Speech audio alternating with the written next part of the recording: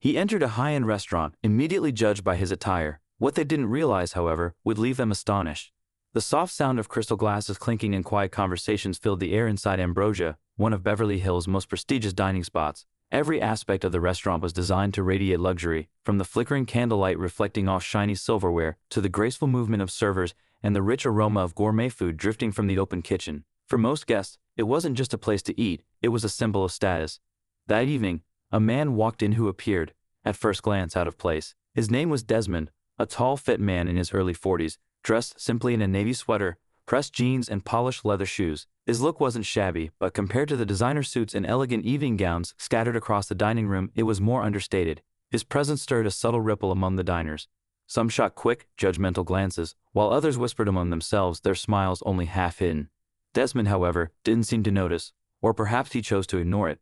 With quiet confidence, he approached the host's stand. "Reservation for Desmond," he said, his voice steady and polite. The host, a young man with a practiced smile, hesitated for a split second, his eyes quickly scanning Desmond's attire before regaining his composure. "Of course, right this way," the host responded, his tone professional but tinged with curiosity. Desmond followed him to a small table tucked near the corner, next to floor-to-ceiling windows that overlooked the city. As he sat down, he couldn't help but notice the restaurant's undeniable opulence, but there was something else, a subtle unspoken hierarchy hanging in the air. He felt the weight of some diners' eyes lingering on him a little too long, but instead of shrinking under their gaze, Desmond simply unfolded the menu, scanning it slowly and deliberately. Meanwhile, the server assigned to his table, Bryce, wasn't as subtle. The tension started to build. Bryce, a young man with a smile that didn't quite reach his eyes, approached the table. His uniform was pristine, his manners polished, but his tone carried a slight edge, betraying his thoughts. "Good evening, sir," Bryce said, his voice dripping with the kind of politeness reserved for those he didn't quite respect. "Can I start you with water? We have sparkling, still, or tap." Desmond looked up, meeting Bryce's gaze with unshakable calm. "Still water, please," he responded. Bryce nodded, jotting something down before disappearing, but not without a brief glance back. Desmond noticed the curious glances of nearby diners, but he didn't let it faze him. When Bryce returned, he placed the water on the table, asking, "Have you had a chance to look at the menu?" His tone was neutral, but his body language, arms crossed loosely and leaning away, spoke volumes. "Yes, I'll have the black truffle risotto, followed by the Wagyu tenderloin," Desmond said, handing the menu back without hesitation or a glance at the prices, as Bryce had seemingly expected. For a moment, Bryce blinked, unsure of what he had anticipated. But Desmond's choices left no room for doubt. "Excellent choice, sir," Bryce said, though the words felt hollow.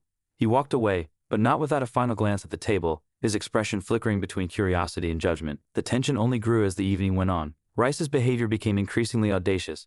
By the time the main course arrived, the atmosphere at Desmond's table had become almost tangible.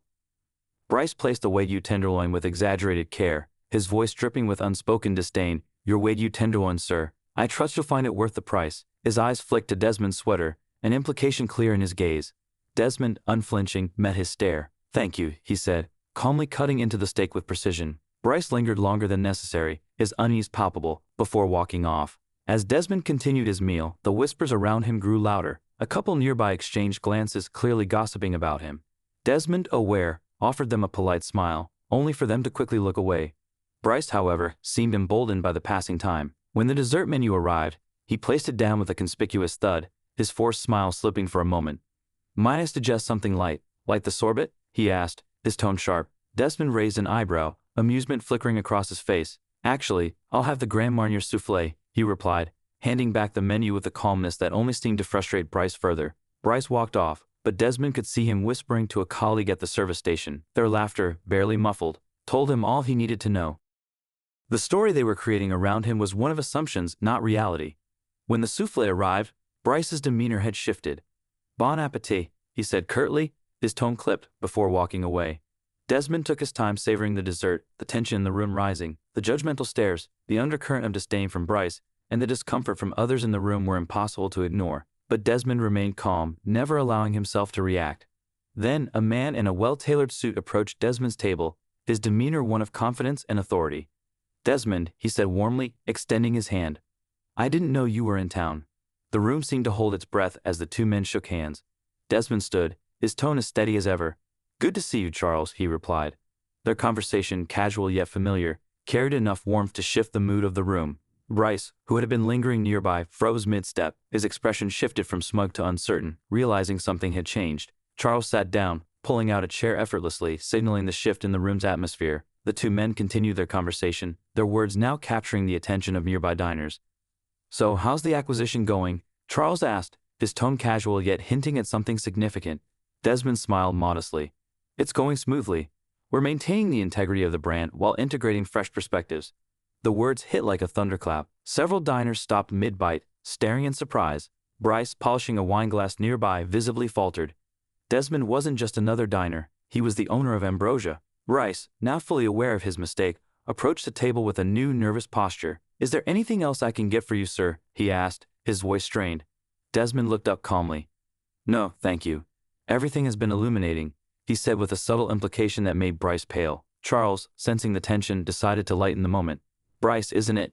You've been taking care of us tonight," he said cordially. Bryce, now visibly flustered, stammered an apology. I'm sorry, sir, if anything I did seem disrespectful." Desmond met his eyes, his voice soft but firm. "It's not just about what you said, Bryce.